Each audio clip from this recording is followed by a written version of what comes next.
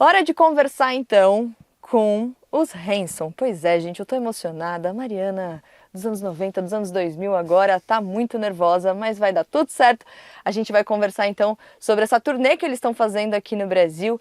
Hi guys, nice to meet you. Nice to meet you. Thanks for having us. Congratulations on 30 years. Yeah, it's a long time. Thank you. It's a long time. And we are very happy to have Brazil among the places to celebrate that. Yes, absolutely. Yeah, and I wanted to know, did you guys miss Brazil? Of course. Well, of course Yeah. we did. Let's see, we've done 2 shows in Brazil so far, and both of them were fantastic. I mean, we feel very, very lucky that we've been able to somehow or another have the opportunity to have fans all around the world, and especially in places like Brazil where the fans have been very engaged, very loyal for a really long time. So we love being here. What do you like most about Brazil? The passion. Yes. Very passionate fans.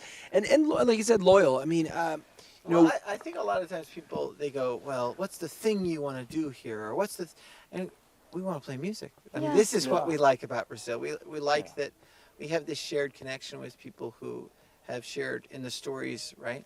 These songs that we've been singing, but together we've been making these memories and going through so many stages of life. I mean, since we were young kids to now adults, and many fans these days even bringing their own kids to shows. Yeah.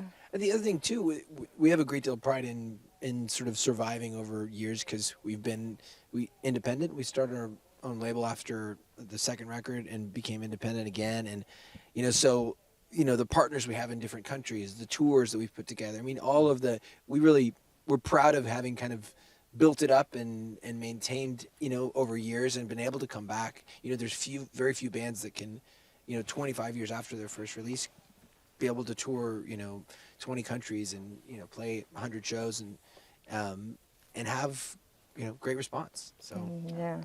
Let's talk about the new album, Red, Green, Blue. So each one of you was responsible for a part of the album, right? So how was that, and what is the main message do you guys think of the album? This is a very different record for us. I mean, I think the message really is just a different way of seeing the band. This is a band of 3 guys that write and play and sing. It's always been a band that has harmony, and the harmonies because everybody brings something. It's not just the guy that's playing bass and the guy that's playing guitar and the singer, or the drummer. It's we've all kind of more well-rounded as a unit than most bands, I think. Yeah. And so you hear, with each of us taking a third of the album, it was really a way of bringing different perspective to something that a lot of fans would kind of already have a sense of, like the ones that know the band more deeply, but people outside might not be as aware of just the way we create and just the different influences that each of us bring to the band. I think as a band with 3 decades of history, it's kind of an obligation to continue to find new stories to tell, right? And to invite people deeper into the creative process of what you're doing. And this kind of project, really breaking the band up in an interesting way so that we can highlight Isaac and highlight Taylor, right? So that we can sort of share more about who each member of the band is. I think that's something that you only get to do when you've been a band this long. And I think hopefully it's something where people see that we continue to look for that next creative challenge to push ourselves. Yeah, and what are the new stories? I mean, you guys have changed a lot. So I know there are many children in your lives right now, and this is very special. So what have these 30 years done to you as people, musicians, siblings, parents? How long is this interview? Yeah. I mean, there's so many factors. I mean, a lot of them are hard to quantify and say this happened and that happened, but you're growing and you're learning and you're becoming a better at your instrument. And one of the producers we worked with on our 4th record is an iconic producer. His name's Danny Korchmar, and he would say, your job as an artist is to really to reflect the world around you, not just like what's on CNN, but what you're experiencing and channel that into these songs, because most people go through their life, they don't have a song. They can't put it into a 3-minute song. They could put it into and so these songs are these ways of capturing that experience, whatever it is.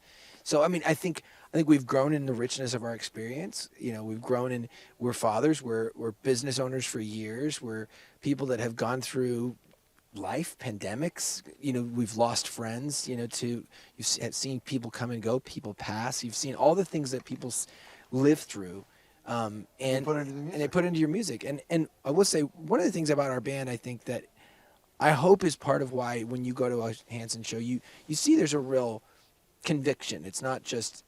I mean, it's not just passive. And I think hopefully part of that is that what we talk about in our songs is positive, but it's positive through the challenges. It's a lot of most of our songs touch on this problem is happening, or this issue is happening, or up against this issue. How do I find a way through? And then trying to look for a way through. Write You a Song is a song, maybe one of the most straightforward ones. I wrote to his daughter from the new record, but Child at Heart, which was the first single, literally says, hey, you're not a mistake.